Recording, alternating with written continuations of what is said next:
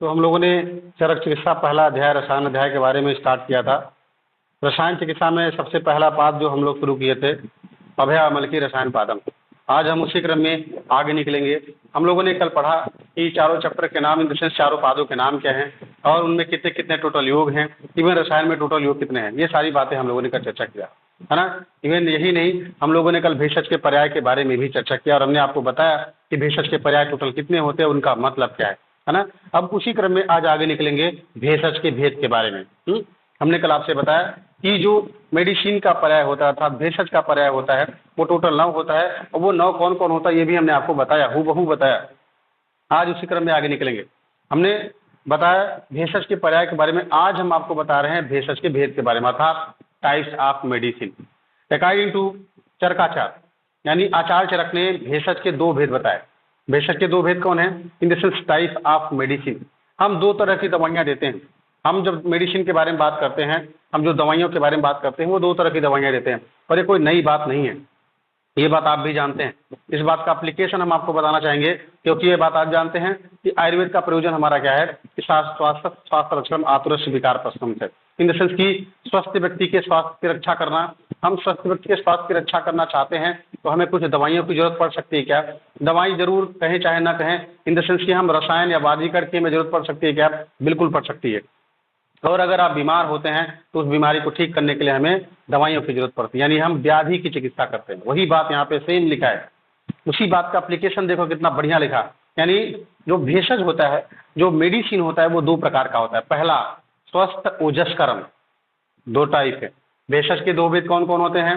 भेषज के 2 भेद कौन कौन होते हैं? पहला स्वस्थ ओजस्करम, दूसरा आर्तस रोगानुत।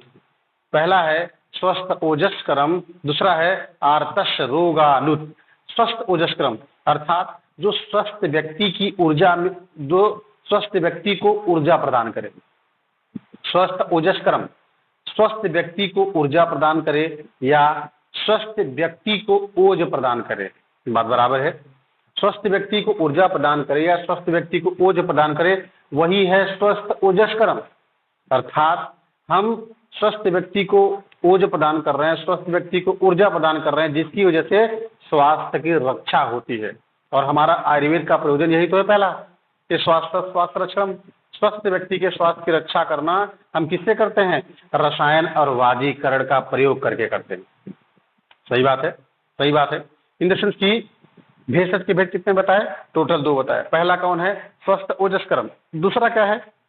आर्तस रोगानुत। आर्तस रोगानुत मतलब अगर कोई बीमार व्यक्ति बीमार हो जाता है, मतलब अगर किसी को बीमारी हो जाती है तो उसको दवाई हम अलग से देते हैं। देखो एक होता है कि हम ऐसी चीज खान पान करें, ऐसा चीज हम कुछ खाए पिए रसायन का प्रयोग करें जिससे हम बीमार ही ना हो, वो रसायन और वाजीकरण है।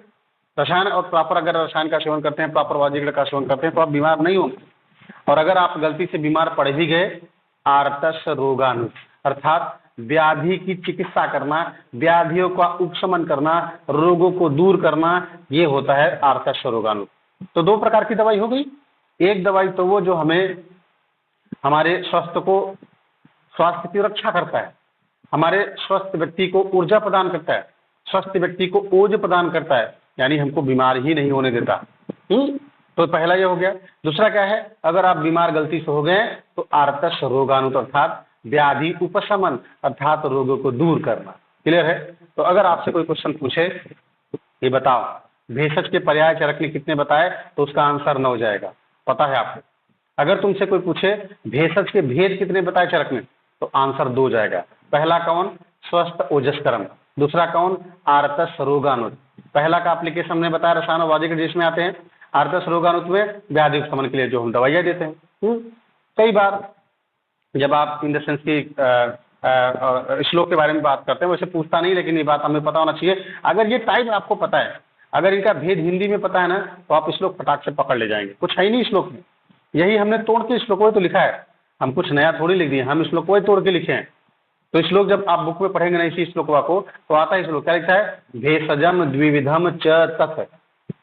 क्या लिखा है? भेषजम द्विविधम च तत्। भैया साफ साफ कह रहे हैं कि भेषजम द्विविधम मतलब 2 प्रकार का होता है। कौन सी नई बात बता दिया? कौन कौन होते हैं? तो दूसरा लाइन जब पढ़ोगे ना किताब में लिखा है स्वस्थ ओजस्करम किंचितम किंचित आर्तस रोगानुत। कौन सी नई बात हम बता रहे हैं? वही बतिया को हमने तोड़ करके यहाँ पे हमने लिख दिया अपने फॉर्मेट में। क्लियर है? ये बात ध्यान दें। अगर हिंदी आपको पता रहेगा तो आप श्लोक फटाक से पकड़ ले जाएंगे। क्लियर है? ये बात ध्यान दें। आगे चलते हैं। अब दूसरा हमारा यहाँ हेडिंग है अभेषज। बात समझेंगे। हम मेडिसिन के पर्याय के बारे में बताए, मेडिसिन के भेद के बारे में बताया। अब हम दूसरा बात यहाँ बताने जा रहे हैं अभेषज। हमने आपको सिखाया है कि जहाँ भी अ टर्म लग जाता है इसका मतलब अब्सेंट हो जाता है। इन द सेंस की उसकी उल्टी प्रॉपर्टी हो जाती है। जैसे हमने कहा ना भेषज मतलब दवाई। अब यहाँ क्या हेडिंग है? अभेषज मतलब दवाई का उल्टा प्रॉपर्टी। ये दवाई नहीं है, ये उल्टा। मतलब दवाई क्या करता है? देखो, दवाई तो हमारे स्वास्थ्य की रक्षा करता है, हमको बीमारी से दूर निजात पाता है, लेकिन ये हमको बीमार करेगा, उल्टा करेगा। मतलब वही दवाई हमको हमारे लिए कितना लाभदायक होता है, लेकिन ये उल्टा करेगा, अर्थात हमको बीमार करेगा। तो आओ, अभेषज भेषज का ठीक उल्टा है। क्लियर है? मतलब अगर ये बात तुम समझ गए कि अ मतलब उल्टा इन द सेंस की हमें अब्सेंट इन द सेंस की भेषज की प्रॉपर्टी एब्सेंट है। मतलब अगर भेषज ठीक करता है, दवाई ठीक करता है बीमारी को, ये इसको खाने से हमको बीमार होता है। तो आओ देखते हैं क्या होता है अभेषज इन द सेंस की। ये सब ऑब्जेक्टिव वाले क्वेश्चन है, ये सब लिखने के लिए कभी नहीं तुम्हारे एग्जाम में आएगा। ये सब ऑब्जेक्टिव वाले क्वेश्चन, सीधा क्वेश्चन आएगा भेषज के भेद कितने होते हैं? 2, 4, 6। भेषज का भेद है ना, स्वस्थ ओजस्करम आर्तस दोनों ऐसे करके आएंगे। और भेषज कितने प्रकार का होता है? 2 प्रकार का। कौन कौन? पहला बाधन, दूसरा सानुबाधन। सुनो ध्यान से। हमने कहा कि भेषज 2 प्रकार का होता है, वो बात क्लियर है। अब हम यहाँ कह रहे हैं अभेषज भी 2 प्रकार का होता है। अभेषज भी 2 प्रकार का होता है। कौन कौन? पहला बाधन, दूसरा सानुबाधन। अब समझो। अब हम अगर तुम्हें लिखना हो कि अभेषज का मतलब क्या होता है, भाई सीधी सी बात है, भेषज वाला तुम पकड़ ले जाओगे। भाई सीधी सी बात है, जो भेषज के विपरीत गुण वाला होगा वही अभेषज होगा। अपने लैंग्वेज में लिखना हो हम क्या लिखेंगे? जो भेषज के विपरीत होगा, जो भेषज के विपरीत गुण वाला होगा वही अभेषज होगा, है ना। और जब आप इसको श्लोक पढ़ते हैं ना, जब आप किताब में पढ़ेंगे इसको श्लोक पढ़ते, जानते हो क्या लिख के आता है? सुनो, मैं पढ़ रहा हूँ, मतलब बता रहा हूँ, सुनो। तुम यहाँ केवल ध्यान से सुनोगे, कॉपी में सब लिखा है, बस तुमको पकड़ना है। देखो, जब आप किताब पढ़ोगे जानते हो क्या लिखा है? अभेषजम च द्विविधम बाधनम सानुबाधनम। जब किताब पढ़ोगे अभेषजम त द्विविधम, द्विविधम मतलब 2 प्रकार का। कौन कौन? बाधनम सानुबाधनम। वही बतिया तुमने यहाँ पे लिख दिया। अरे वही बतिया तो लिखा, कौन सा नया बात लिखा? यानी कहने का मतलब अभेषज कितने प्रकार का होता है? 2 प्रकार का। कौन कौन? पहला बाधन, दूसरा सानुबाधन। आओ इनके बारे में समझते हैं। बाधन क्या होता है? हमने कहा कि अभेषज भेषज के विपरीत प्रॉपर्टी शो करेगा, मतलब ये तुमको बीमार करेगा, ये हेल्दी नहीं करेगा, ये तुमको बीमारी से दूर निजात नहीं पाएगा, ये तुमको और बीमार करेगा। देखो, बाधन क्या होता है? बाधन का मतलब होता है कि जो तुम्हें कष्ट उत्पन्न करे, जो तुम्हें तत्काल कष्ट उत्पन्न करे, जो उपद्रव उत्पन्न करे, यानी एक्यूट डिजीज कंडीशन पैदा करे, उसको बोलते हैं बाधन। जैसे जहर, पॉइजन। अगर तुम जहर खा लो, पॉइजन खा लो, तो तुम तुरंत बीमार पड़ते हो। अरे सही करेंगे नहीं भाई? जहर खाने के बाद 1 हफ्ता बाद बीमारी आती है क्या? जहर खाने के बाद 10 दिन बाद बीमारी आती है क्या? नहीं भैया, जहर जैसे खाएंगे सिम्टम नजर आने लगते हैं, तुरंत बीमार पड़ जाते हैं। इसका मतलब समझे? बाधन का सबसे बेस्ट एग्जाम्पल हमारा जहर होता है, पॉइजन, विष। एक एग्जाम्पल और है, दिवासन। अगर आप दिन में सो लीजिए तो दिन में सोने से आपका शरीर भारी भारी लगेगा, आलस आने लगता है, अरे आता है ना, तो वो भी एक तरह का एग्जाम्पल है बाधन का। यानी कहने का मतलब क्या समझे? बाधन वाली जो चीजें हैं वो हमको बीमार पैदा कर रही है, वो हमारे शरीर के लिए कष्ट उत्पन्न कर रही है, हमारे शरीर में बीमारियां उत्पन्न कर रही है, हमको उपद्रव उत्पन्न कर रही है, ये है बाधन। और वो भी कौन सा? एक्यूट कंडीशन में, ध्यान रखना, एक्यूट वाला। भाई तुरंत रिजल्ट आ रहे हैं, हमने गलती किया, रिजल्ट मिल गया।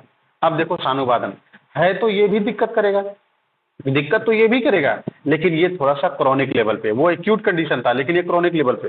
सानुबाधन क्या है? दूसरा सानुबाधन यानी क्रॉनिक डिजीज कंडीशन। जैसे मान लो, जैसे कुष्ठ, कुष्ठ सबसे बेस्ट एग्जाम्पल है। मतलब कुष्ठ के जो मतलब हेतु होते हैं, जब बीमारियां पैदा होती है, तो ऐसा नहीं कि आप निदान का सेवन करें तुरंत ही कुष्ठ हो जाएगा, नहीं, जरूरी नहीं है। 2 महीना, 4 महीना, 6 महीना, 8 महीना, 10 महीना, साल भर, 4 साल, 5 हो सकता है।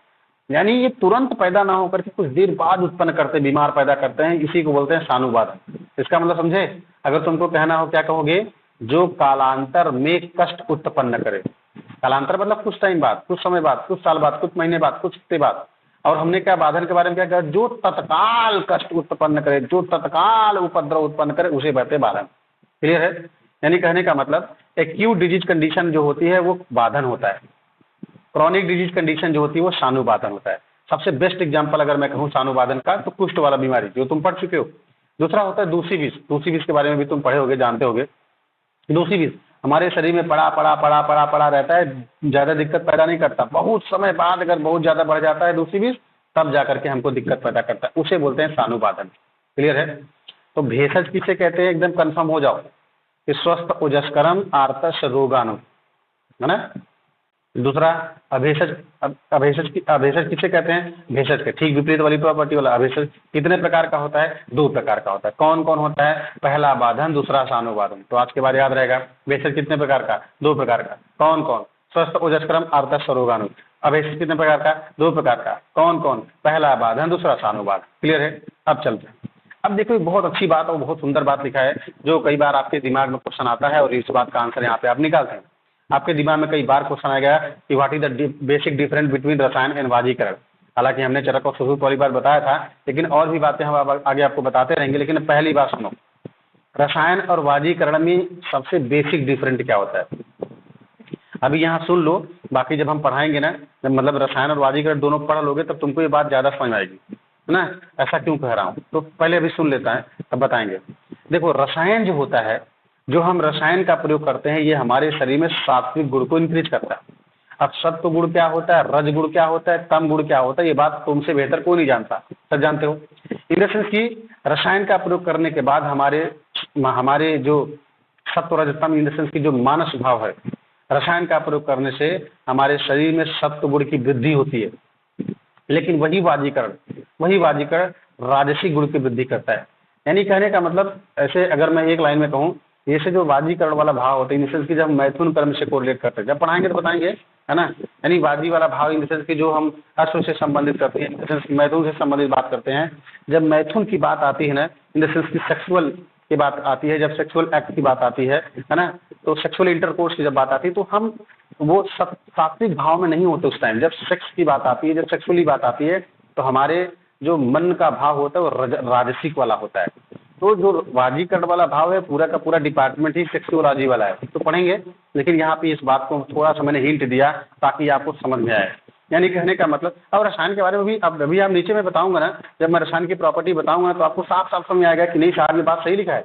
इन द सेंस की एक लाइन में याद कर लो, क्या, ये रसायन जो होता है वो हमारे सत्व गुण को इंक्रीज करता है, और जो वाजीकरण होता है वो हमारे रज गुण को इंक्रीज करता है। ठीक है, ऑब्जेक्टिव के लिए बड़े कीमती पॉइंट हैं ये। जब आप कंपटीशन के एग्जाम में बैठते हैं ना, या सेशन रिजल्ट की जब कंपटीशन एग्जाम देते हैं ना, वो बड़ी कीमती पॉइंट है ये सब, है ना। ये बात ध्यान रहेगा। तो अगर तुमसे आज के बाद कोई पूछे कि बताओ रसायन और वाजीकरण में बेसिक अंतर क्या है, तो तुम बता पाओगे, बिल्कुल बता पाओगे। क्या बताओगे, रसायन सत्व गुण को इंक्रीज करता है जबकि वाजीकरण राजसिक गुण को इंक्रीज करता है। क्लियर है? आओ अब मैं तुमको रसायन की प्रॉपर्टी के बारे में अर्थात रसायन के गुण के बारे में यहाँ चर्चा करने जा रहा हूँ। तो सुनो, द मोस्ट इम्पॉर्टेंट, बहुत ही इंपॉर्टेंट है। रसायन की प्रॉपर्टी अर्थात रसायन का गुण क्या होता है, एकदम रटा होना चाहिए। और यही नहीं, सिर्फ हिंदी ही नहीं, आपको श्लोक सहित रटा होना चाहिए। कोशिश करोगे याद हो जाएगा, प्रयास करोगे याद हो जाएगा। 4 लाइन का श्लोक है, बहुत प्यारा श्लोक है। इसी में रसायन की परिभाषा भी है। तो सुनो, क्वेश्चन पूछा जाएगा, तुमसे कहा जाएगा रसायन की परिभाषा और रसायन का गुण बताओ। तो सुनो ध्यान से, इसी चार श्लोक, मतलब जो लाइन लिखा है 4 लाइन, इसी 4 लाइन में मैं तुमको रसायन का श्लोक भी मतलब रसायन की परिभाषा भी पढ़ा रहा हूँ और रसायन के गुण भी बता रहा हूँ। तो सुनो, जो लास्ट वाली लाइन है ना, वो रसायन की डिफिनीशन की लिखी है, हमने साफ साफ लिखा भी है। और जो शुरुआती के 3 लाइन है ना, वो रसायन के गुण के बारे में लिखा है। तो मैं तुमको एक एक के बारे में बता रहा हूँ। तो सुनो क्या लिखा, दीर्घम आयु स्मृति मेधा आरोग्यम तरुणम वयम। क्या, दीर्घम आयु स्मृति मेधा आरोग्यम तरुणम वयः प्रभावड़ स्वरौदार्यम देह इंद्रिय बलम परम वाक सिद्धि प्रणति कांति लभते न रसायनात् लाभोपायो ही सस्ता नाम रसादि नाम रसायनम। बड़ा इंपॉर्टेंट लाइन है, बड़ी फेवरेट लाइन है, ये सबके टिप पे मुंह पे होना चाहिए। अगर तुमसे कोई आज के बाद कह दे तो बताओ रसायन की परिभाषा बताओ, तो फटाक से एक लाइन जरूर तुमको रटाना चाहिए। कितना भी कमजोर बच्चा होगा, एक लाइन उसको जरूर रटा होगा। कौन सी लाइन, लाभोपायो ही सस्ता नाम रसादि नाम रसायनम। अगर तुमसे कोई आज के बाद कह दे कि रसायन की परिभाषा बताओ, तो तुम ये श्लोक सुना देना। वो लाइन क्या होगी? रसायन की परिभाषा की श्लोक क्या है? लाभो पायो ही सस्ता नाम रसादिनाम रसायनम। तो सुनो, हम तुम्हें यहाँ पढ़ाने जा रहे हैं रसायन के गुण और रसायन की परिभाषा के बारे में। हम यहाँ पे क्या लिखा? सबसे पहले रसायन की प्रॉपर्टी क्या होते हैं। हम बार बार रसायन का नाम ले रहे हैं, कल से हम रसायन रसायन चिल्लाए जा रहे हैं, हफ्ता भर अभी चिल्लाएंगे, हफ्ता भर अभी चिल्लाएंगे। इन द सेंस की रसायन है क्या, ये करता क्या है हमारे शरीर में। हमने कल 6 रसायन के नाम भी बताए, प्रथम ब्रह्म रसायन, द्वितीय ब्रह्म रसायन, आम्लक रसायन, च्यवनप्राश, हरित की रसायन, सब बातें की हम लोगों ने। ये करते क्या है भाई? बहुत सारे ऐसे रसायन, हमने कहा कि 63 टोटल रसायन बताए थे रखने। हाँ, टोटल 63 फॉर्मुलेशन बताए थे रखने रसायन के। तो भैया 63 करते क्या है? तो आओ इन्हीं के बारे में हम चर्चा कर रहे हैं। तो एक बात ध्यान रखना, कोई भी रसायन हो, अगर तुम्हारे एग्जाम में कोई भी रसायन के बारे में अगर पूछा गया हो, अगर तुम्हारा दिमाग काम कम कर रहा हो, एंटीना कम पकड़ रहा हो, वाईफाई कनेक्ट ना कर पा रहा हो, तो ये लाइन एकदम धड़ल्ले से लिख के चले आना। क्योंकि ये रसायन की प्रॉपर्टी एक जनरल टर्म लिखा है, ये जनरल कॉमन करेक्टर है। ये कोई भी रसायन हो, सबके अंदर ये प्रॉपर्टी लगभग सब में सेम रहती है। वो अलग बात है कि पर्टिकुलर रसायन पर्टिकुलर किसी चीज के लिए जाना जा रहा है, स्पेसिफिक फंक्शन के लिए, वो अलग बात है। लेकिन अगर रसायन के गुण के बारे में तुमको कहीं भी लिखना हो, रसायन की बखान करना हो, रसायन के महत्व के बारे में बताना हो, कहीं भी लिखना हो, तो ये तुम्हारे लिए श्लोक बड़ा ही कारगर साबित होगा, है ना। कोई भी रसायन, ठीक है। तो सुनो क्या है दीर्घम आयु। पहला सबसे पहले दीर्घ आयु, मतलब ये दीर्घ आयु मतलब तुम्हारे उम्र को बढ़ा देता है ये। हाँ, अब बताएंगे, देखेंगे कैसे कैसे बढ़ा रहा है, अभी देखेंगे, है ना। अभी बस इतना समझो कि हम रसायन का जब प्रयोग करते हैं ना, हमारी उम्र लंबी हो जाती है। हाँ बहुत, अभी जब देखेंगे तो बताएंगे कैसे लंबी हो जा रही है। और तुमको ऐसा ऐसा रसायन बताएंगे ना कि जो 1000 साल 10,000 साल लोग जीते थे, बुढ़े रहते थे, लोग जवान हो जाते थे, ऐसे ऐसे रसायन है खा खा करके। अलग बात है कि आज डेट में नहीं मिलेगा, है ना। तो सुनो, रसायन क्या करता है? दीर्घ आयु, ये हमारी उम्र को बढ़ाता है। मतलब समझो, मतलब ये कि बुढ़ापा देर से आता है। कौन नहीं चाहता भाई, कौन नहीं चाहता कि हम जवान बने रहें? हर कोई चाहता है कि हम जवान बने रहें। कोई बुढ़ा होना चाहता है? कोई नहीं चाहता है। तो भैया अगर आप बुढ़े नहीं होने चाहते तो आप रसायन का सेवन करना शुरू करिए, आज से ही शुरू करिए। अभी बताएंगे कौन कौन से रसायन है ना, तो जो आप कर सकते हैं तो करेंगे फिलहाल। अब जिसके पास पैसा नहीं है ना, वो भी परेशान ना हो। तुमको लग रहा होगा अरे इतने महंगे महंगे रसायन होंगे, हमारे पास पैसा कहाँ, हम कमाते हैं क्या? कोई बात नहीं, तुम्हारे पास पैसा नहीं है, अचार चरक ने उसकी भी व्यवस्था करी है। चरक जानते थे कि बहुत सारे ऐसे लोग भी होंगे जिनके पास पैसे नहीं होंगे, बहुत सारे ऐसे पेशेंट आते हैं जिनके पास पैसे नहीं होंगे, तो उनके लिए भी उन्होंने व्यवस्था बताई है कि बिना पैसे के भी तुम रसायन का सेवन कर सकते हो। 1 रुपया नहीं लगेगा, 1 रुपया नहीं लगेगा। बताएंगे अभी, फिलहाल बताएंगे। फिलहाल हम यहाँ क्या कहना चाह रहे हैं? दीर्घम आयु, मतलब ये हमारे आयु को लंबा करता है, इन द सेंस की हमारा जो बुढ़ापा है वो देर से लाता है। मतलब जैसे मान लो कैसे, अगर मान लो तुम 80 साल जीना चाह रहे थे, मान लो तुम्हारी उम्र केवल 80 साल थी, जिस तरह लाइफ स्टाइल चल रहा है ना, 80 साल।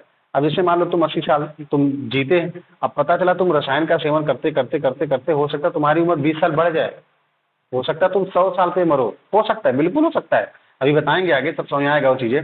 मतलब पहला क्या है? दीर्घम आयु। दूसरा क्या है? स्मृति, मेमोरी को बढ़ाता है, ये तुम्हारी मेमोरी को बूस्ट करता है।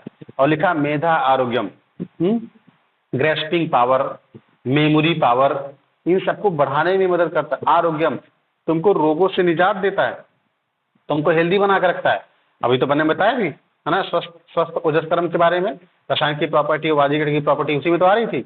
और आगे लिखा तरुणम वयम, तरुणम का मतलब तुमको जवान बनाए रखे। तरुण मतलब जैसे एकदम नया बनाओ। दीर्घम आयु मतलब वो लंबी उम्र करना, तो बात वही है। और यहाँ पे लिखा तरुणम वयम मतलब तुम एकदम जवान बने रहो, बुढ़े हो ही मत, ये रसायन करता है। कितनी अच्छी प्रॉपर्टी है, कौन नहीं चाहेगा खाना भाई से, हर कोई चाहेगा। तो रसायन की प्रॉपर्टी क्या क्या है? दीर्घम आयु, स्मृति, मेधा आरोग्यम, तरुणम वयम। दूसरा क्या है? प्रभा वर्ण स्वरोदार्यम, देह इंद्रिय बलपरम। प्रभा का मतलब होता है कांति, मतलब ये तुम्हारी जो कांति है ना, जो तुम्हारे शरीर की कांति है, जो तुम्हारे शरीर की चमक है, एकदम बरकरार होगी। तुम्हें लगेगा ही नहीं कि तुम जल होते जा रहे हो। समझे क्या चमक है चेहरे पे, ये रसायन करता है, ये रसायन करता है। प्रभा के साथ साथ है ना वर्ण, यानी जो तुम्हारे शरीर का कॉम्प्लेक्शन है, जो तुम्हारे शरीर का कलर एकदम चमकती रहेगी। स्वर, जो तुम बोलते हो, तुम्हारी आवाज एकदम मधुर रहेगी, स्वरों द्वारा। और लिखा देह इंद्री बलम परम, जो तुम्हारी देह है यानी तुम्हारी शरीर, इंद्री जो तुम्हारी इंद्रियां हैं, उन हमेशा बलवान रहेगी, हमेशा मतलब उनमें बल की कमी नहीं होगी, वो बलम परम, है ना, हमेशा बलवान रहेंगी। आगे लिखा वाक सिद्धि प्रणति कांति लभते न रसायन। वाक सिद्धि, वाक सिद्धि का मतलब होता है कि जो तुम कह दो वही सिद्ध हो जाए। वाक मतलब होता है बोलना। अगर मान लो तुम रसायन का सेवन करते हो, भैया रसायन का सेवन करने के बाद कौन सी प्रॉपर्टी बढ़ती है, अभी मैंने ऊपर सीखा है। हमने कहा कि रसायन की प्रॉपर्टी का सेवन, रसायन का सेवन करने के बाद आपके शरीर यानी मन पे जो प्रभाव पड़ता है वो सत्व गुण पर पड़ता है। जब आपके शरीर में सत्व वाला गुण होगा तो जो बोलोगे सब सही होगा ना भाई। वो जो भाई साधु बाबा क्या होते हैं या जो भी मतलब जो सात्विक लोग होते हैं, जो बोलते हैं होता है ना। सात्विक लोग झूठ थोड़ी बोलते हैं, जो कह दिए तो वही होगा। तो वही लिखा है, अगर आप रसायन का सेवन करेंगे तो आपके शरीर में, मतलब आप रसायन का सेवन करने से आपके शरीर में सत्व गुण की वृद्धि होगी, और जब सत्व गुण की वृद्धि होगी तो जो आप कह देंगे वही हो जाएगा। तो लिखा है वही बात को रसायन की प्रॉपर्टी में वाक सिद्धि। वाक सिद्धि का मतलब होता है जो कह दो वही सिद्ध हो जाए। कहने कि जाओ तुम पास हो जाओगे, जाओ तुम्हारी नौकरी लग जाएगी, जाओ तुम्हारा कल्याण हो, तो तुम सब हो जाएगा सब। ऐसा रसायन जो खाता है उन्हीं के लिए बल है। और लिखा प्रणति, प्रणति का मतलब नम्रता वाला भाव। ये मतलब रसायन का सेवन करने के बाद कांति लभते ना रसायन, मतलब वो कि जो कांति यानी चमक के बारे में बात करें, लभते ना रसायन, ना का मतलब यहाँ पे नर से लिया गया है। श्लोक में लिखा है ना लभते ना रसायनात्, लिखा है ना लभते ना रसायनात्। और यही नहीं, अभी नीचे और आएगा सस्ता नाम रसादि नाम, ना। ये ना का मतलब नर होता है। कई बार तुमसे वाइबा वाला पूछेगा, पता है जब तुम ये श्लोक सुनाओगे ना, तुमसे पूछेगा कि बताओ रसायन की प्रॉपर्टी बताओ, रसायन की परिभाषा बताओ, तो तुम जब ना करोगे ना, वो तुमसे पूछ बैठेगा, कहेगा ना का मतलब क्या होता है। ना का मतलब होता है नर, ना का मतलब होता है मनुष्य, यानी हम मनुष्य हम नर, हम ही नर तो खा रहे हैं, हम ही नर तो इसका लाभ उठा रहे हैं, यही ना का मतलब नर होता है। क्लियर है, ये बात ध्यान रखना। आगे लिखा है लाभो पायो ही सस्ता नाम रसादि नाम रसायनम। ये रसायन की डिफिनेशन है। बहुत एक छोटा सा लाइन है, रसायन की डिफिनेशन एकदम रटा होना चाहिए। अगर तुमसे कोई पूछ लेना, अगर तुमसे कोई कह दे बताओ what is the definition of रसायन परिभाषा, इन द सेंस की लाभो पायो ही सस्ता नाम रसादि नाम रसायनम, यानी लाभो पायो ही सस्ता नाम ना रसादि नाम ना का मतलब नर होता है। लभते ना रसायन, ना का मतलब नर होता है, नर मतलब मनुष्य यानी हम मनुष्य। क्लियर है। तो देखो डिफिनेशन क्या कहते हैं रसायन का, लाभो पायो ही सस्ता नाम। किस चीज का मतलब ये लाभ, मतलब ये उपाय कर रहे हैं, लाभो पायो मतलब लाभ उपायो ही सस्ता नाम रस आदि नाम। देखो लिखा ना रस आदि नाम, मतलब समझे ये हमारी जो धातुएं हैं, हम अपने धातु को अपने प्योर फॉर्म में हमेशा ला के रखे रहे, उसी को ही ये रसायन कह रहे हैं। मतलब समझो, ये कहना चाह रहे हैं हमारी धातु जो एकदम प्रॉपर वे में प्राप्त हो, इन द सेंस की उत्तम रसादि धातु, मतलब इसे हमारे धातु का एकदम जो प्योरेस्ट फॉर्म होता है। जस्ट लाइक अगर मैं एक लाइन में कहूँ, हमारे धातु का जो प्योरेस्ट फॉर्म होता है वही रसायन है। मतलब वही रसायन इन द सेंस की उसी को ही रसायन कहा गया, मतलब वो रसायन करता है। मतलब अगर आप रसायन का सेवन करेंगे तो आपकी धातुएं एकदम प्रशस्त होंगी, आपकी धातुएं एकदम प्योर फॉर्म में होंगी। और अगर आपकी धातु प्योर फॉर्म में होगी, अगर आपकी धातु प्योर फॉर्म में होगी, इसका मतलब आपका ओज प्योर फॉर्म में होगा, इसका मतलब आपकी इम्यूनिटी बहुत प्योर फॉर्म में होगी, इसका मतलब आप कभी बीमार नहीं पड़ेंगे। बात समझ पा रहे हो। तो अगर तुमसे कोई आज के बाद क्वेश्चन पूछे कि बताओ रसायन की परिभाषा क्या होती है, तो लाभो पायो हुई सस्ता नाम रसादि नाम रसायनम, अर्थात उत्तम रस आदि धातुओं को, लिखा है ना श्लोक में रस आदि नाम। रस आदि मतलब समझे, रस रस मांस मीट अस्थि मज्जा सुपी, पूरे रस के बारे में बात कर दिए। यानी उत्तम रस आदि धातुओं को प्राप्त करने का जो उपाय है वही रसायन। क्लियर है। तो अगर आज के बाद तुमसे कोई क्वेश्चन करे कि बताओ what is the definition of रसायन, क्या बोलोगे, लाभो पायो ही सस्ता नाम रसादि नाम रसायनम। क्या बोलोगे, लाभो पायो ही सस्ता नाम रसादि नाम रसायनम, अर्थात उत्तम रस आदि धातुओं को प्राप्त करने का जो उपाय है वही रसायन है। तो रसायन की डिफिनेशन ये रही। अब रसायन का गुण अगर तुमसे पूछे क्या बताओगे, दीर्घम आयु स्मृति मेधा आरोग्यम सर्वम वयः प्रभा वड़ स्वरोदार्यम देह इंदी बलप्रभम वाक सिद्धि प्रणति कांति लभते नारसायन। क्लियर रहेगा। अब देखो आज तो तुमको याद रहेगा, हो सकता है तुम श्लोक रट लोगे, पढ़ते पढ़ते तुमको याद ही हो जाएगा, कभी कभी तुमको बीच की लाइन घूम जाएगी। कभी कभी तुमको एक लाइन याद आएगा, दूसरा लाइन तुमको लगेगा मैं भूल गया हूँ, कैसे याद करोगे? तो सुनो, याद करने का तुमको तरीका बता रहा हूँ इस श्लोक को, रसायन के गुण की प्रॉपर्टी इन DPB कोड लिख लो। पहले लाइन को मैंने बोला डी से, दूसरे लाइन को मैंने बोला पी से, तीसरे लाइन को बोला मैंने वी से। डी मतलब दीर्घम आयु, पी मतलब प्रभावड़, वी मतलब वाक सिद्धि। अगर तुमने DPB दिल्ली पब्लिक करके जो भी समझ लो, है ना, दिल्ली पब्लिक की जो वैन चलती हैं, गाड़ियाँ चलती हैं, DPB करके याद कर लो। देखो, रसायन की परिभाषा के लिए कोई कोड की जरूरत नहीं है, वो अपने आप में काफी है। रसायन की परिभाषा अपने आप में काफी है। लाभोपायो ही सस्ता नाम रसादिनाम रसायनम, एकदम रटा होना चाहिए। और यही नहीं, ये श्लोक तो आपको अभी रट जाना चाहिए, यही इसी वक्त। अगर तुमसे कोई कहे कि बताओ रसायन की परिभाषा क्या होती है, लाभोपायो ही सस्ता नाम रसादिनाम रसायन, क्लियर है? रसायन की प्रॉपर्टी क्या होती है? DPV। डी मतलब दीर्घम आयु, स्मृति, मेधा, आरोग्यम, तरुणम वयः। पी मतलब प्रभावड़, सर्वोदार दे, इंद्रिय बल प्रवम। वी मतलब वाक सिद्धि, प्रणति, कांति, लभते नारसान। हिंदी नहीं लिखा है, परेशान नहीं होगा, है ना, परेशान नहीं होना, 1% परेशान नहीं होना, पढ़ते पढ़ते एकदम रट जाएगा। आगे लिखा है रसायन प्रयोग विधि। अब सुनना ध्यान से, अभी मैंने क्या पढ़ा? अभी मैंने आपको बताया कि भेषज के भेद के बारे में। हमने कहा भेषज के भेद दो प्रकार के होते हैं, स्वस्थ ओजस्करम, दूसरा आर्तस रोगाणु। हमने पढ़ाया अभेषज के भेद के बारे में। अभेषज कितने प्रकार का होता है? 2 प्रकार का। कौन कौन? पहला बाधन, दूसरा सानुबाधन। हमने पढ़ाया रसायन सात्विक गुण को इंगित करता है और वाजिक राजसिक गुण को इंगित करता है। हमने पढ़ाया रसायन की डिफिनेशन के बारे में, लाभोपायो ही सस्ता नाम रसादिनाम रसायनम। हमने पढ़ाया रसायन के गुण के बारे में, अर्थात रसायन के लाभ के बारे में, दीर्घम आयु, स्मृति, मेधा, आरोग्यम, तरुणम वयः, प्रभावड़, सर्वोदारम, देह, इंद्रिय बल परम, वाक सिद्धि, प्रणति, कांति, लभते नारसान। ये बात याद रहेगा। अब चलते हैं इसी क्रम में आगे, रसायन प्रयोग विधि, बात समझेंगे। हम जब रसायन का प्रयोग करते हैं, सुनेंगे ध्यान से, हम जब रसायन का प्रयोग करते हैं तो रसायन कैसे कर लेते हैं भाई? ऐसा जैसे अगर मैं कहूँ कि जैसे तुम बीमार पड़े, बात समझो, अगर मैं कहा कि भैया तुम बीमार पड़े तो तुम दवाई कैसे खाते हो? जब कभी तुम बीमार पड़ते हो कैसे दवाई खाते हो? जब तुम डॉक्टर के पास जाते हो क्या कहता है? डॉक्टर कहता ना कि नहीं भैया लो दवाई लो, जाओ घर पे खा लेंगे, कहता है ना। और एक डॉक्टर ऐसा कहता है कंडीशन दे करके कि भैया तुमको भर्ती होना पड़ेगा, बोले ना।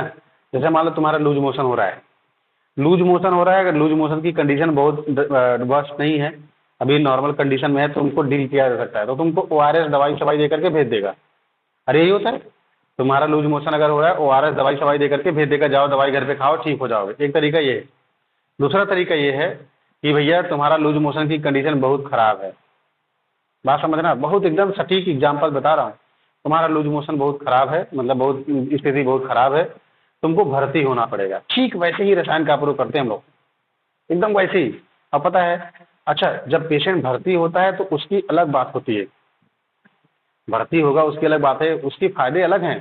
जहाँ बोतल चढ़ेगा, जहाँ इंजेक्शन पे इंजेक्शन लगेंगे, तुरंत फायदा मिलेगा और बहुत बढ़िया फायदा मिलता है। और घरे वाले में क्या है, मान लो तुमको दवाई देके घरे भेज दिया गया, हो सकता है तुम लापरवाही कर गए, जब मन किया दवाई खाए, मन किया नहीं खाए, मन किया फेंक दिए, हो सकता है भाई गलती हो सकती ना। लेकिन जब भर्ती रहोगे ना तो तुम्हारे बस की कुछ नहीं है। जब तुम भर्ती होगे, स्टाफ नर्स रहेगा, डॉक्टर रहेगा, जूनियर डॉक्टर रहेगा, तुम्हारा गार्जियन रहेगा, सब लोग तुमको देखते रहेंगे, तुम जाओगे कहाँ? और तुमको दवाई तो खिलाते नहीं हो, वो तुम्हारे बोतल में टांग देंगे, तो तुमको मतलब 1% गलती तुमसे होनी नहीं है। और अगर घर पे कह दिया जाए कि भैया जाओ लेकर दवाई खा लो, तो हो सकता है तुम गलती कर बैठो, हो सकता है तुम्हारा मन ना हो, तुम खाओ ना, गलती पर कर बैठो, जबरदस्ती ना खाओ, हो सकता है।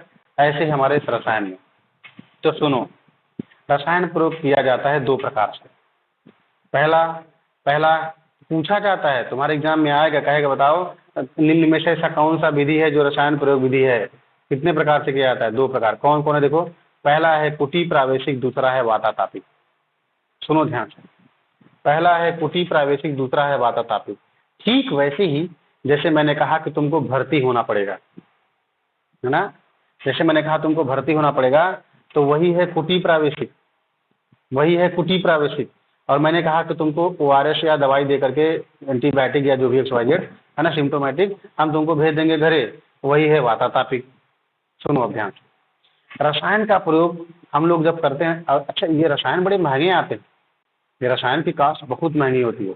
बहुत ऐसे रसायन हैं जो बहुत सस्ते हैं, बिना पैसे के भी हैं, बताएंगे, लेकिन हम यहाँ रसायन के बारे में बात कर रहे हैं, तो हम एक बड़े लेवल के बारे में बात करेंगे पहले। तो सुनो, सबसे पहली बात, पहले मैं एक को साइड करता हूँ फिर दूसरे को पकड़ता हूँ। सुनो, पहला लिखा है, देखो सबसे पहली बात ये तुमको एकदम रटा होना चाहिए कि रसायन प्रयोग विधि दो प्रकार से किया जाता है। कौन कौन? पहला कुटी प्रावेशिक, दूसरा वातातापिक। क्लियर है? अब सुनो, कुटी वाले को भी साइड करो, ये पेशेंट भर्ती होगा, इसको साइड करो। भी पहले आते हैं जो घर दवा दे के घर भी देते हैं। सुनो ध्यान से, वातातापिक, हम वो तुम्हें वातातापिक के बारे में बता रहे हैं। वातातापिक को जब तुम तोड़ोगे ना, क्या बन के आएगा? वातातापिक को जब तोड़ोगे जानते हो क्या बन के आएगा? वात प्लस आतप। क्या बन के आएगा? वात प्लस आतप। वात का मतलब होता है हवा यानी वायु, आतप का मतलब होता है धूप। जब तुम ओपीडी लेवल पे मरीज दिखा करके मरीज जाता है, अरे वातातापिक का मतलब ओपीडी तो हुआ, अरे वातातापिक का मतलब ओपीडी लेवल पे हम मरीज को दवाई दे रहे हैं, मतलब रसायन दे रहे हैं। यहाँ दवाई तो मतलब रसायन, यहाँ ओपीडी लेवल पे मरीज को रसायन दे रहे हैं। और कुटी प्रावेशिक में मैं आईपीडी लेवल पे मरीज को रसायन दे रहा हूँ। आईपीडी मतलब भर्ती करना, ओपीडी मतलब ऐसे दवाई दे के भेज दिए, है ना। तो ओपीडी लेवल पे जब तुम मरीज को देखोगे तो आया मरीज तुम्हारे पास, तुमने दवाई दिया और दे के भेज दिया। और जब मरीज घर पे जाएगा, खाएगा पिएगा रास्ते में या घर पे रहेगा, वो उसको हवा और धूप लगेगी। अरे लगेगी नहीं भाई, जब तुम डॉक्टरी से दवाई लेकर के आते हो तुमको हवा भी लगता है, धूप भी लगता है, घर पे रहते हो तब भी लगता है। इसका मतलब समझे? ऐसे रसायन का प्रयोग, सुनना ध्यान से, ऐसे रसायन का प्रयोग जो वात एवं आतप का सेवन के साथ किया जाए उसे ही वातातापिक रसायन कहते हैं। अरे सिंपल सी बात है, वात प्लस वातातापिक रसायन किसे कहते हैं? मतलब वातातापिक रसायन प्रयोग विधि जो है किसे कहते हैं? वात प्लस आतप का सेवन करते हुए जिस रसायन का प्रयोग किया जाए उसे ही वातातापिक रसायन प्रयोग विधि कहते हैं। क्लियर है? अब सुनना, इसी को ही एक नाम और कहा जाता है, वो लिखा हुआ है कॉपी में, आगे लिखा हुआ है, लिखने की जरूरत नहीं है, लिखा है आगे। वातातापिक को सौर्य मारुतिक भी कहा जाता है। ये कंपटीशन के लिए बता रहा हूँ। वातातापिक को सौर्य मारुतिक भी कहा जाता है। देखो, सौर्य का मतलब यानी सूरज के बारे में बात करते हैं, मारुत का मतलब वायु होता है। अब बतिया वही हुआ, हम सूर्य भगवान के बारे में बात कर रहे हैं यानी आतप के बारे में बात कर रहे हैं, हम वायु के बारे में बात कर रहे हैं यानी, है ना, वात के बारे में बात कर रहे हैं। और उसी का पर्याय हमने क्या बोला, मतलब इसी का दूसरा नाम हमने क्या बोला? सौर्य मारुतिक। सौर्य मतलब सूरज यानी आतप, और मारुत मतलब वायु यानी हवा यानी वात, है ना। तो चाहे वो सौर्य मारुतिक कह दे, ऑप्शन में दे दे, और चाहे वातातापिक दे दे, बात बराबर है। क्लियर है? यानी कहने का मतलब हम ओपीडी लेवल पे जो मरीज को रसायन प्रयोग विधि कराते हैं उसी को ही वातातापिक कहा जाता है। या वात एवं आतप का सेवन करते हुए रसायन का प्रयोग कराना इज नोन एज वातातापिक रसायन प्रयोग विधि। बहुत सिंपल है, कोई रटने वाली बात ही नहीं, जैसा नाम वैसा काम, है ना। इसीलिए देखो मैंने हिंट के लिए मैंने नीचे लिखा management in out patient department, मतलब समझे, ओपीडी लेवल। ओपीडी, ओ मतलब आउट, पी मतलब पेशेंट, डी मतलब डिपार्टमेंट, है ना। यानी कहने का मतलब कि ओपीडी लेवल पे जब हमारे पास मरीज, जैसे तुम्हारे पास मान लो मरीज आया, बात समझना, तुम्हारे पास मरीज आया तो कहा कि डॉक्टर साहब हमको ये समस्या है, वो समस्या है, ये वो, कुल अपना समस्या बता दिया। तुमने क्या किया? 2-4 ठो रसायन लिखा, च्यवनप्राश रसायन, फलाना रसायन, ढिकाना रसायन लिख दिए, लिख के दे दिए, भैया जाओ ये दवाई ले लो और ये सुबह शाम, दोपहर शाम, पानी के साथ, दूध के साथ, ब्ला ब्ला लेना। तुम देखिए भेज दिए, यही तो है वातातापिक। अरे ऐसी बीमारी में होता है जैसे हम लोग दवाई लेके चले आते हैं, वही है वातातापिक। अब आते हैं कुटी प्रावेशिक में। वातातापिक में आया, ये बात ध्यान रखना, बस बहुत सिंपल है, बस इसका पर्याय क्या है, कैसे। अब चलते हैं कुटी प्रावेशिक में। देखो इन सबको अगर मैं बहुत लंबे में लिखता ना अपने नोट्स में, बहुत लंबा सिलेबस। देखो हमने कहा सिलेबस जो रसायन और वाजीकरण है टोटल 8 चैप्टर है, 4 इसमें 4 उसमें। अगर मैं रसायन वाजीकरण में अगर मैं डिटेल में लिखना शुरू करता ना तो पूरा मतलब एक किताब, एक कॉपी तुम्हारा यही हो जाता, कोई मतलब नहीं है, जबकि हमारे एग्जाम में उतना आता नहीं है। हाँ, जितना काम की बात है मैं तुमको पूरा बता रहा हूँ, वो तुमको नहीं छोड़ना है। तो सुनो, ऐसा नहीं कि पूछे नहीं जाते हैं, रसायन प्रयोग विधि पूछा जाता है, लेकिन अब तुम्हारा पैटर्न थोड़ा अलग है मामला, तो हम बातें बता रहे हैं। तो अभी फिलहाल ये सब ऑब्जेक्टिव पूछे जाएंगे ना भाई, क्या पता वो पूछ ले। अब देखो, अब ओपीडी वाला सुना है, अब तुमको मैं आईपीडी वाला बता रहा हूँ। मतलब समझे, पेशेंट को भर्ती किया जाएगा, पेशेंट के साथ जो भी दुराचार या व्यवहार जो भी किया जाएगा वो मैं बता रहा हूँ कैसे क्या करना है। देखो अपने आयुर्वेद का कंसेप्ट थोड़ा अलग है। हम जब किसी भी मरीज को भर्ती करते हैं तो भर्ती करने लायक है कि नहीं है, जहाँ भर्ती करेंगे वो माहौल ठीक है कि नहीं है, कब भर्ती किया जाए, करने से पहले क्या किया जाए, वो सारी बातें हम लोग फॉलो करते हैं ना। तो सुनो, अब उसी बात को यहाँ पे लिखा है कुटी प्रावेशिक विधि। बात आता पे क्लियर है? यानी रसायन प्रयोग विधि हम लोग दो तरीके से रखने बताया। पहला कौन? कुटी प्रावेशिक। दूसरा कौन? वातातापिक। वातातापिक के बारे में चर्चा कर लिया, अब मैं तुमको कुटी प्रावेशिक के बारे में चर्चा कर रहा हूँ। तो सुनो, हेडिंग है कुटी प्रावेशिक। कुटी प्रावेशिक का मतलब यहाँ पे एक पर्टिकुलर कुटी बनाई जाएगी। जैसे जहाँ भी किसी मरीज को भर्ती किया जाता है तो होता ना जनरल वार्ड, अरे अस्पतालों में होता है ना जनरल वार्ड, तो वैसे ही हम अपने आयुर्वेद में कुटी एक पर्टिकुलर कुटी बनाएंगे, मतलब एक पर्टिकुलर घर बनाएंगे जहाँ पर मरीज को हम एडमिट करेंगे, महीना 2 महीना के 4 महीने जो भी ड्यूरेशन होगा कोर्स का, है ना, रसायन का, हम उसको भर्ती करेंगे। उसको कब भर्ती करेंगे, उसका घर मतलब जो कुटी बनेगी कैसी कुटी बनती है, उसमें कौन जा सकता है कौन नहीं जा सकता, वो सारी बात तुमको तुम्हारे एग्जाम में पूछा जाता है। तो सुनो ध्यान से, कुटी प्रावेशिक के बारे में हम यहाँ बता रहे हैं कि कुटी प्रावेशिक का मतलब समझ गए कि पर्टिकुलर कुटी बनाई जाएगी, है ना, मतलब छप्पर ऊपर छाया जाएगा, कुटी बनाया जाएगा। तो सुनो कुटी के बारे में, कुटी होता कैसे है, कुटी कैसे बनाया जाता है, कुटी के बारे में क्या खास बातें हैं, उनके बारे में हम लोग चर्चा करने जा रहे हैं। तो सुनो, किताब जब पढ़ोगे ना तो तुमको बहुत बढ़िया स्टोरी मिल जाएगी, बढ़िया, कि कुटी ऐसे जगहों पे लिया जाएगा जहाँ ये रहते हैं वो। देखो एक लाइन में कह रहे हैं कि जहाँ भी कुटी प्रावेशिक बनाया जाएगा, जहाँ भी कुटी बनाई जाएगी, मतलब घर, मतलब घर भैया, जहाँ पर हेल्थ रिसोर्ट अगर हम कहें, यहाँ घर तो कहना गलत है लेकिन हेल्थ रिसोर्ट बोल सकते हैं, मतलब construction of health resort, construction of health resort, ये जहाँ बनाया जाएगा जहाँ पे फैसिलिटी होगी। भाई अगर मान लो तुमको कोई दवाई की जरूरत पड़ गई, कोई सुविधा लेना पड़ेगा, तुम एकदम शहर से दूर रहोगे, क्या तुमको फायदा मिलेगा? कहीं नहीं मिलेगा। जहाँ कुछ पानी नहीं है, कोई भी सुविधा नहीं है, यानी कहने का मतलब ये कुटी प्रावेशिक ऐसे जगह पे बनाया जाता है जहाँ पे संपन्न लोग रहते हैं, जैसे राजा, डॉक्टर, छत्री, वैश्य, साधु, ये सब ऐसे लोग जो रहते हैं जहाँ पे ये संपन्न एरिया होता है। ऐसे जगहों पर हमें कुटी प्रावेशिक का लोकेशन चॉइस करना है। लोकेशन चॉइस करने के बाद जब हम कुटी बनाना शुरू करते हैं तो किस डायरेक्शन में बनाया जाता है अस्पताल से, भाई ओपीडी जहाँ देखते हो वहाँ से अस्पताल से तुम्हारा कुटी कुछ दूरी पे होगा, किस डायरेक्शन में होगा? तो देखो यही तुम्हारे एग्जाम में पूछा जाता है, ऑब्जेक्टिव क्वेश्चन आएगा, कुटी प्रावेशिक किस डायरेक्शन में बनाया जाता है? लिखा देखो, कुटी निर्माण पूर्व उत्तर दिशा में बनाया जाता है। जिस जहाँ पर तुम्हारा क्लिनिक है, अस्पताल है, वहाँ से जो तुम्हारी कुटी बनाई जाएगी पूर्व उत्तर दिशा में बनाई जाएगी, याद रहेगा, पूर्वोत्तर डायरेक्शन में। दूसरा चीज, हाँ दूसरा चीज, अब ये कुटी कैसी होती है? त्रिगर्भा। त्रिगर्भा मतलब समझते हो? त्रिगर्भा का मतलब जैसे देखा है, जैसे छप्पर, जैसे त्रिकोणीय त्रिभुज टाइप का, जैसे नहीं, जैसे देखा होगा तुमने कभी, जैसे बर्फ वगैरह जहाँ गिरते हैं, जहाँ बर्फ वगैरह गिरते हैं, घर जहाँ बनते हैं, देखा है उनके घर कैसे बनते हैं? जैसे ढालू टाइप होता है, ढालू। ढालू मतलब समझते हो? जैसे मतलब बर्फ गिरेगा, फट से सड़क सड़क के गिर जाएगा। अरे जैसे मतलब इसमें मतलब जैसे पंडाल बनता है, दुर्गा माई का पंडाल बनता है, देखो ना ऐसे ऐसे, मतलब जैसे तिरछा टाइप का रहता है, फिर उसके बाद डंडा खड़ा रहता है। यानी कहने का मतलब त्रिगर्भा इन द सेंस की जो ये शेप मतलब बताया, उसके बाद ये जो जैसे जिस घर में तुम रह रहे हो, अभी मैं तुमको लास्ट में बना के दिखा दूंगा, जैसे जिस घर में तुम रह रहे हो, तुम्हारे घर के चारों तरफ कितनी दीवारें हैं? जरा ध्यान से देखो, जिस घर में तुम अभी बैठे हो उस घर में कितनी दीवारें हैं? केवल एक दीवार है। अरे एक ही दीवार तो है, ध्यान से देखो ना, चारों तरफ केवल एक ही दीवार है, लेकिन इस कुटी में तीन दीवार होगी, 3 दीवार होगी। जानते हो कैसे? जैसे जिस घर में तुम्हारे घर, पूरे घर का पूरा शेप है, तुम्हारा छत है, तुम्हारी दीवारें हैं, अरे है 4 दीवारें हैं और एक छत है ना?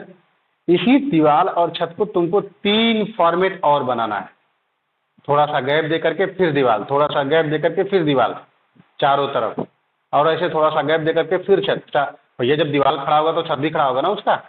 तो इसी तरह से ये क्यों बनाया जाता है पता है? ये इसलिए बनाया जाता है, अभी मैं लास्ट में बना के दिखा दूंगा, अब यहाँ डिस्टर्ब हो जाएगा इसलिए मैं यहाँ पे खिचड़ी नहीं कर रहा हूँ, ठीक है? यानी कहने का मतलब ये इसलिए बनाया जाता है त्रिगर्भा, ताकि जो टेम्परेचर है ना, जब बारिश का सीजन आता है, मतलब ये मोटा मोटा कहें कि एक हमारा जो आइडियल कंडीशन, मतलब अगर चाँप के गर्मी पड़े तो अंदर गर्मी ना आए, चाँप के बारिश पड़े तो अंदर नमी ना आए, चाँप के ठंडी पड़े तो अंदर ठंडी ना लगे, मतलब मरीज एक नेचुरल टेम्परेचर फील करे, आइडियल टेम्परेचर फील करे, आइडियल कंडीशन फील करे। वहाँ पे ना तो उसको ठंडी लगनी चाहिए, ना तो गर्मी लगनी चाहिए, कुछ भी नहीं, मौसम का फर्क 1% नहीं पड़ना चाहिए। मतलब समझे, ऐसा घर बना रहे हैं हम, ऐसा कुटी बना रहे हैं जहाँ पे एक आइडियल कंडीशन बना रहे हैं। गर्मी में गर्मी नहीं लगेगी, बरसात में बारिश का कोई मतलब नमी नहीं आएगी, और ठंडी में ठंडी नहीं लगेगी। मतलब एक नेचुरल टेम्परेचर रहेगा जिसमें पेशेंट आराम से रह सकता है। ये नहीं कि गर्मी चल रही तो एसी चला दिए, ठंडी चल रही तो हीटर चला दी, ऐसा नहीं, ऐसा 1% नहीं, वहाँ कुछ भी नहीं चलेगा, एकदम आराम से पेशेंट रह पाएगा वहाँ पे। समझ गए? ये मतलब इसलिए ऐसा करते हैं दीवार। अब कॉमन सेंस लगाओ ना, तुम्हारा जैसे मान लो जो दीवार है, अभी जितना टेम्परेचर अभी इन्वायरमेंट में बढ़ रहा है, एक दीवार है इसीलिए तुम्हारा घर वाला ज़्यादा गर्म है। अभी एक दीवार ऐसे थोड़ा सा गैप दे करके एक दीवार और होता, कम गर्मी आती। और भी थोड़ा सा गैप दे करके, मतलब 2-4 बित्ता छोड़ करके, है ना, थोड़ा सा गैप दे करके एक 8 फुट एक दीवार और बना दो, और चारों तरफ बनाओ, पूरा जैसे घर बनाओ एकदम सेम वही से, एकदम एग्जैक्ट छत से लेकर के दीवार तक, ऐसे 3 दीवार बना दो। देखो तुम्हारे जो रूम में है एकदम टेम्परेचर में तुम्हारी गर्मी कभी लगेगी नहीं। वही चीज़ ये यहाँ पे कर रहे हैं, समझ रहे बात को? इसी को यहाँ पे लिखा है त्रिगर्भा। समझ गए? त्रिगर्भा मतलब वो 3 दीवार वाली बात जो मैं कर रहा हूँ, याद रहना चाहिए। तो कुटी प्रावैशिक किस डायरेक्शन में बनाई जाती है? पूर्व उत्तर दिशा में। दूसरा कैसा होना चाहिए? त्रिगर्भा होना चाहिए। तीसरा पॉइंट देखो क्या लिखा है? स्त्री विवर्जितम। मतलब समझे, जब भी कुटी प्रावैशिक विधि से रसायन प्रयोग कराया जाता है तो हमें उस पर्टिकुलर, जब पेशेंट को अंदर ले आ जाता है, जब पेशेंट आईपीडी में मतलब कुटी प्रावैशिक में भर्ती होगा, रसायन प्रयोग करने के लिए भर्ती होगा, तो उसमें किसी भी स्त्री का ले जाना मना होगा। मतलब समझे, अगर तुम्हारी शादी हुई है, अगर तुम्हारी शादी हुई है, अब जैसे तुम पेशेंट हो, मतलब यहाँ रसायन का प्रयोग करने जा रहे हैं, मान लो कुटी प्रावैशिक विधि से, जैसे तुम अगर दवाई लेने जाते हो कहीं पे, तुम भर्ती हो, तो तुम्हारी फैमिली, तुम्हारी वाइफ आई, जो भी हस्बैंड, सब जाते हैं ना, तो भाई यहाँ बीमार है। लेकिन यहाँ ऐसा सीन नहीं होगा। यहाँ फैमिली मेंबर का कोई भी स्त्री अंदर नहीं जा सकती। मतलब अगर तुमको अपनी लुगाई को लेके जाए तो आप संभव नहीं है। क्यों? क्योंकि अभी मैंने क्या समझाया, जरा सुनना कंसेप्ट को। हमने अभी कहा कि रसायन का प्रयोग करने के बाद हमारे शरीर में सत्व गुण की वृद्धि होती है, ठीक? और अब तुम अपने लुगाई को लेके जाओगे तो तुम्हारे शरीर में रज वाला भाव पैदा होगा। अब मैंने भी समझाया था ना, रज कैसे पैदा होगा। जो तुम्हारा जो एक सेक्सुअल अट्रैक्शन होगा वो जरूर पैदा होगा अपनी वाइफ के साथ, है स्त्री, जो भी तुम्हारे साथ स्त्री जा रही है। अगर तुम्हारे भैया, हम रसायन का प्रयोग करने जा रहे हैं, सीधी सी बात है, हम रसायन का प्रयोग करने जा रहे हैं, इतना मेहनत कैसे पैसा वैसा खर्चा करके लेके जा रहे हैं, हम सत्व गुण की इंक्रीज करने जा रहे हैं, तुम स्त्री लेकर के अंदर पहुंच गए, तुम्हारा मन में रजभाव चलने लगा, तो सत्व की तो ऐसी तैसी कर दिया। इसीलिए स्त्री का ले जाना साफ साफ मना होता है। समझ गए? इसे हम लोग समझे, एक लाइन निकल के दिमाग में आनी चाहिए तुम्हारे, क्या कि मतलब अगर हम कुटी प्रावैशिक विधि से अगर किसी भी मरीज को रसायन प्रयोग कराएंगे तो फैमिली से मजबूत होना चाहिए। हाँ भैया, तुम बीबी, बच्चा, घर परिवार छोड़ के आओगे महीना 2 महीना, जो भी जितने दिन के लिए, तो तुम्हारे पास पैसा रहेगा तभी तुम कर पाओगे। हाँ, मतलब तुम्हारे पास पैसे नहीं है, घर वालों के लिए अलग उनको सुविधा दोगे या जो भी XYZ दोगे, तभी तो घर वाले सुकून से रह पाएंगे। कि तुम पता लगे यहाँ रसायन प्रयोग करने आओ, घर वाले खाए भी नहीं मर रहे। बात समझ रहे हो? तो कहने का मतलब ये आम आदमी के लिए नहीं है, ये जिसके पास खूब रुपया पैसा है, जिसके पास खूब टाइम वाइम है, संपन्न परिवार से, उसके लिए ये सब सुविधा होती है कुटी प्रावैशिक, है ना। अगर तुमने जमदग्नि सर का नाम सुना हो तो सर ने कुटी प्रावैशिक विधि से रसायन का प्रयोग किया हुआ है। तो स्त्री विवर्जितम, समझ गए? तो स्त्री क्यों नहीं लिया जाता, ये सब किताबों में नहीं तुमको मिलेगा। ये जो मैं कंसेप्ट बता रहा हूँ ना कि क्यों नहीं, क्यों का आंसर तुम कभी कहीं नहीं पाओगे। क्यों का आंसर तुम शायद ही कहीं पाओगे जो किताब में तुमको मिल जाए, नहीं मिलेगा। हम तुमको बता रहे हैं क्योंकि हम कंसेप्ट के साथ पढ़ा रहे हैं यहाँ पे। क्लियर है? तो स्त्री विवर्जितम पूछा जाएगा तुम्हारे कंपटीशन में, स्त्री गर्भा पूछा जाएगा तुम्हारे कंपटीशन में, पूर्व उत्तर दिशा में पूछा जाएगा। अगला लिखा है देखो, अभी क्लियर है? मतलब तुम्हारी कुटी बन के तैयार है। कैसी बनती है? त्रिगर्भा बनती है। किसको नहीं ले जाना? स्त्री को नहीं जाना। किस तरह में? पूर्व उत्तर दिशा में। अब देखो, अब मतलब हमारी कुटी बन के तैयार है, पूरा इंस्ट्रक्शन मरीज को बता दिया गया। चलो अंदर लेके चलते हैं, अब भर्ती करते हैं ना भाई, बोतल उतल लगाते हैं। अरे यहाँ बोतल नहीं लगेगा, मतलब एक तुमको समझाने का तरीका बता रहा हूँ। मतलब अब अंदर लेके चलेंगे, ऐसा नहीं कि कभी भी उठा के लेके चल देंगे, नहीं भैया, इसका मुहूर्त होता है, इसका मुहूर्त होगा। तो क्या है मुहूर्त? सुनो, जब भी प्रवेश कराते हैं मरीज को ना, देखो क्या लिखा है, सूर्य उत्तरायण एवं शुक्ल पक्ष, ये समय होना चाहिए। मतलब समझे, जब भी हम मरीज की एंट्री कुटी प्रावेशिक मतलब कुटी में हम कराएंगे। जो सूर्य होगा वो उत्तरायण वाला होगा, दक्षिणायन नहीं, उत्तरायण वाला। अब उत्तरायण क्या होता है, दक्षिणायन क्या होता है, पढ़ के आए वो फर्स्ट ईयर में, है ना। सूर्य उत्तरायण की तरफ यानी आदान काल होना चाहिए, आदान काल अर्थात, है ना। जो ये उत्तरायण होगा सूर्य तभी हम लेके जाएंगे। दूसरा शुक्ल पक्ष होना चाहिए। कई बार इसी बात को कंपटीशन में श्लोक पूछा जाता है। श्लोक जानते क्या आता है, अथोदगयने शुक्ले, यही चाहो ब्रैकेट में आगे लिख सकते हो, सूर्य उत्तरायण एवं शुक्ल पक्ष जो लिखा है इसी का श्लोक पूछा जाता है कई बार कंपटीशन में। देखो अगर तुमको हिंदी पता रहेगा ना, फट से मार दोगे, तुम फट से मार दोगे। अगर तुमको हिंदी नहीं पता रहेगा, तुम कितना रट के जाओगे, तुमको कुछ भी नहीं पता, मतलब तुम कंफ्यूज हो जाओगे। सूर्य उत्तरायण की तरफ होता है और शुक्ल पक्ष होता है, तब हम जाकर के मरीज की एंट्री कराते हैं। तो इसका श्लोक क्या आता है, किताब में भी है, मैं बोल भी रहा हूँ, अथोदगयने शुक्ले, इसी को श्लोक में पूछते हो। क्लियर, ये बात ध्यान रखो। चलो, मरीज को हमने एंट्री करा दिया भैया, हमने कुटी भी बना लिया, मरीज को एंट्री भी करा दिया। अब अंदर ले जाने के बाद हम रसायन प्रयोग कराएंगे। बात समझ आ रही है। अब बोतल उतर लगेगा। अब देखो, रसायन प्रयोग करने से पहले हमारा आयुर्वेद जो है, यानी हमारे जो चरक संहिता इंजेक्शन चरक जो कहते हैं, एक बहुत अच्छी बात बताते हैं। कह रहे हैं जब भी हम किसी भी मरीज को रसायन का प्रयोग कराएंगे तो रसायन का प्रयोग करने से पहले उस बॉडी की शुद्धिकरण होनी चाहिए। यानी एक तरह से देखा जाए पंचकर्मा कर रहे हैं।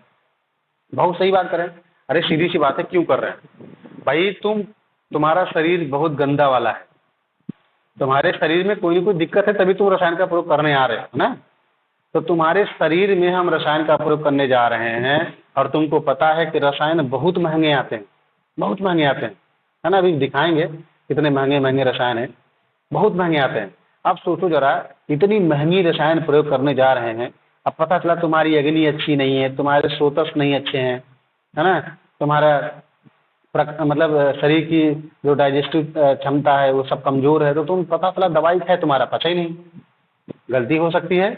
इसलिए हम उस शरीर की शुद्धि करते हैं, उसके शरीर में हम शुद्धि करते हैं ताकि उसकी बॉडी एकदम पूरी तरह से प्यूरीफाई हो जाए। ताकि बॉडी जब प्यूरीफाई हो जाए, जब दोष साम्यावस्था में हो जाए, तब हम रसायन का प्रयोग कराएं ताकि उस मरीज को रसायन का पूरा पूरा लाभ मिले। समझ गए।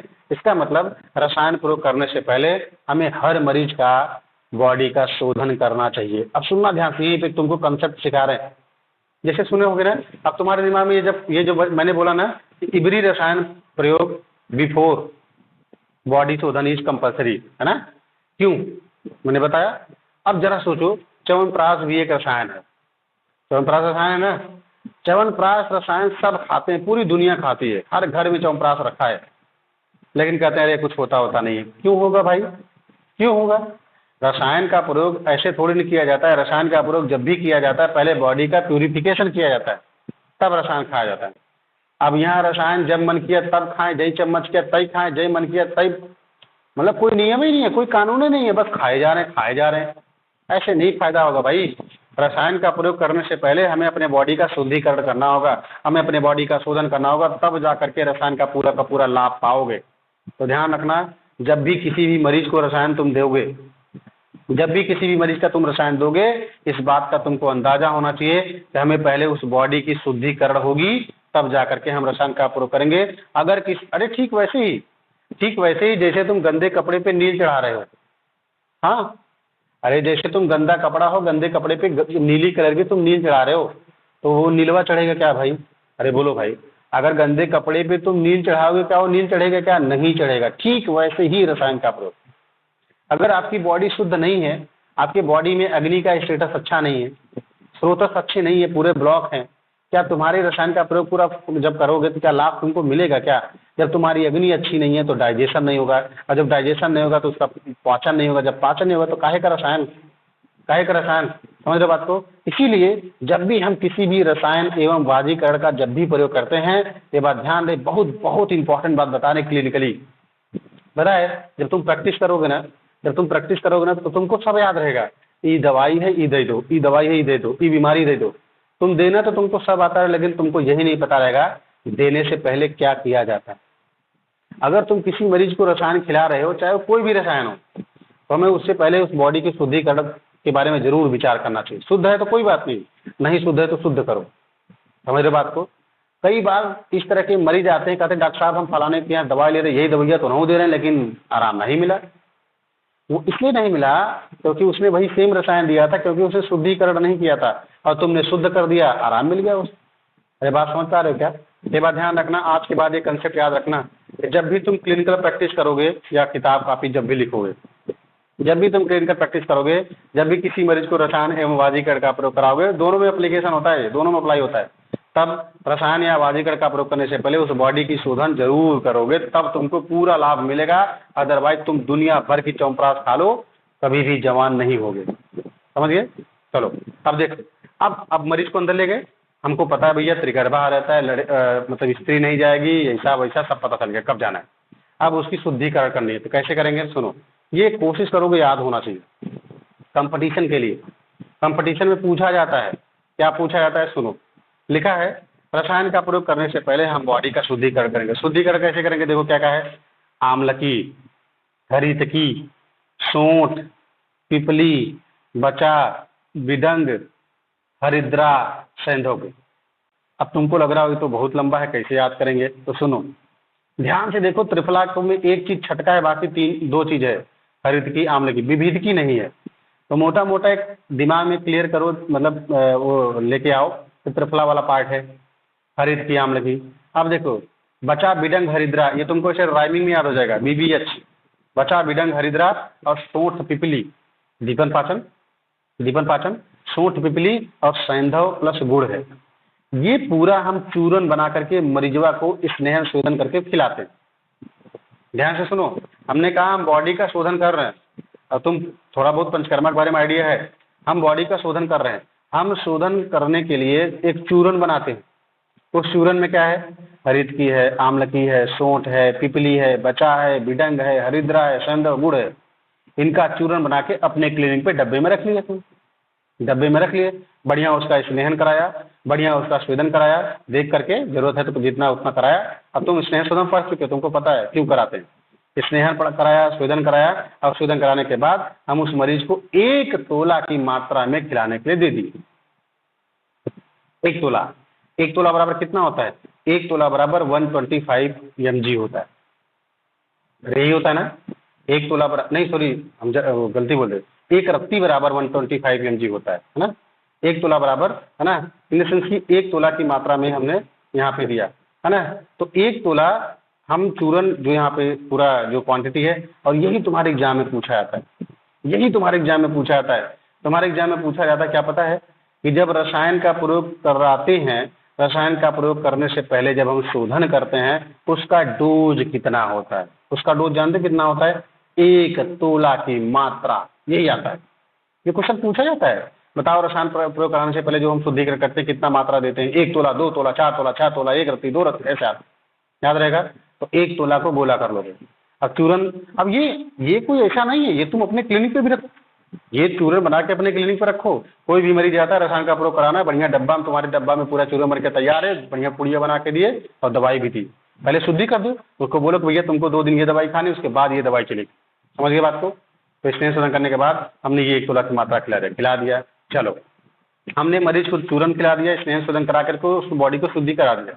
और ये बात तुम जानते हो बहुत अच्छे से, जब भी हम किसी मरीज को शुद्ध करते हैं या जब भी हम किसी मरीज का प्यूरिफिकेशन करते हैं, सबका एक समान नहीं होता। किसी का बहुत अच्छा होगा, किसी का मीडियम में, किसी का एकदम घटिया वाला। अरे सही कह रहा हूँ? वही बात देखो लिखा है, जब भी किसी मरीज का हम शुद्धिकरण करते हैं तो किसी का उत्तम शुद्धि, किसी का मध्यम शुद्धि और किसी का अवर यानी हीन शुद्धि, यही होता है। और ये बात आप जानते हैं कि जब भी हम किसी मरीज का शुद्धिकरण करते हैं, यानी जब भी हम मरीज का पंचकर्मा करते हैं, यानी वमन विरेचन के बारे में जब बात करते हैं, एक तरह से देखा जाए तो यहाँ पे देखो हरितकी मिला है, आम्लकी मिला है, सब बढ़िया एकदम गट एकदम साफ करेंगे, सैंधव मिला है, बढ़िया एकदम पेट साफ निकलेगा ना। तो अब यहाँ जब भी हम किसी भी मरीज का शोधन करते हैं, शोधन करने के बाद हम संसर्जन क्रम का प्लान करते हैं। अरे पता है ना तुमको, मैं पढ़ा चुका हूँ। संसर्जन क्रम का प्रयोग करते हैं, और जब भी हम संसर्जन क्रम का प्रयोग करते हैं तो हमें 3 प्रकार की शुद्धि जब मिलती है, उत्तम शुद्धि, मध्यम शुद्धि और शुद्धि। उसके हिसाब से हमको उत्तम शुद्धि के लिए 7 दिन का प्लान, और ये तुमको पढ़ चुके हो, तुम जानते हो ये संसर्जन क्रम क्या होता है, कितना दिन लगेगा। उत्तम शुद्धि के लिए 7 दिन लगेगा, मध्यम शुद्धि के लिए 5 दिन लगेगा, और अवर शुद्धि के लिए 3 दिन लगेगा।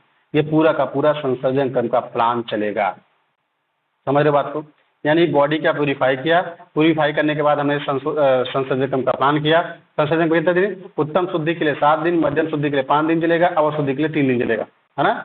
अब यू मतलब उत्तम, यम मतलब मध्यम, ए मतलब अवर। उमा 753, उमा नाम की लड़की है, उमा 753 के नाम से याद कर लो। वैसे जिसे संसर्जन क्रम अच्छे से आता है उसको याद करने की कोई जरूरत नहीं।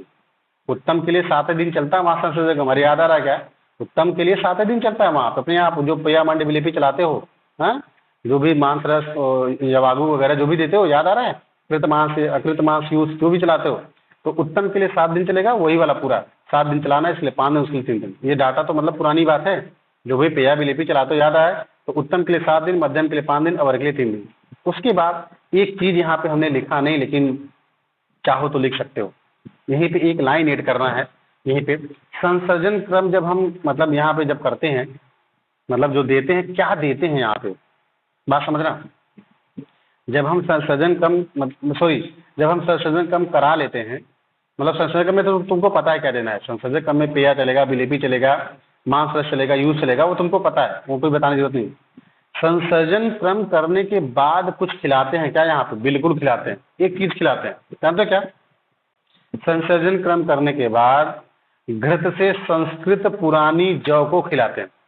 तो यहीं पे नीचे एरो मार के लिख लो, या मतलब डब्बा बना करके या पॉइंट बना करके लिख लो, आफ्टर संसर्जन क्रम लिख लो, आफ्टर संसर्जन क्रम घृत से संस्कृत पुरानी जौ को खाने को दे।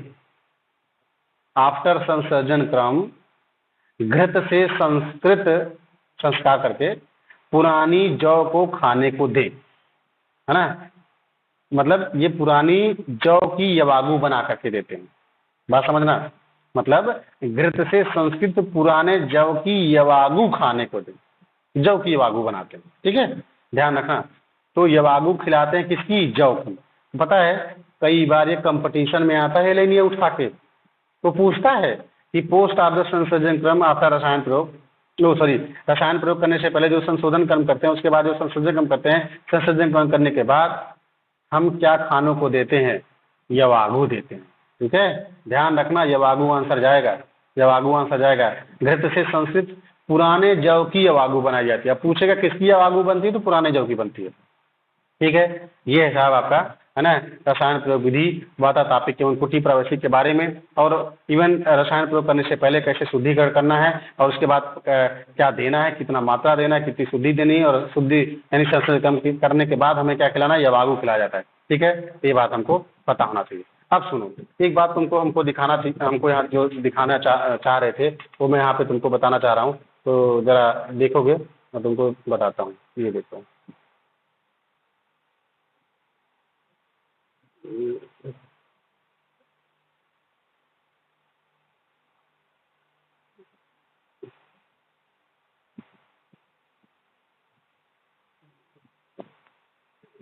हो गया,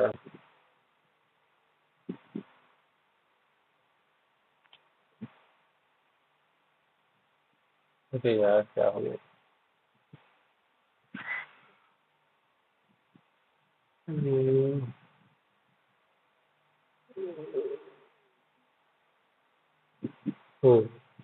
देखो दिख रहा है, इसमें शो हो रहा है, बताओ भाई, इसमें शो हो रहा है ना।